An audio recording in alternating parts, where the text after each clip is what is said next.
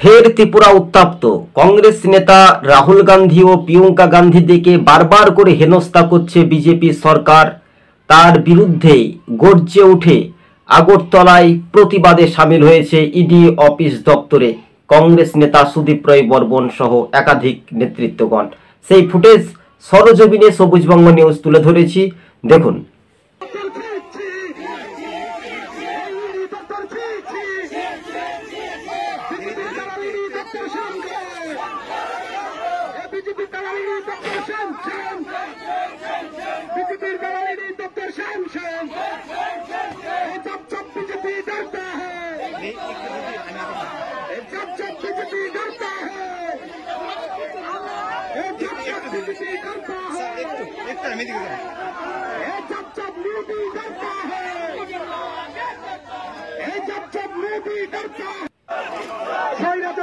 আপনারা দেখতে পেলেন দর্শক বন্ধুগণ, খুবই সংক্ষেপে আমরা তুলে ধরার চেষ্টা করছি। উত্তর পূর্বে রাজ্যে ত্রিপুরায় ফের উত্তপ্ত।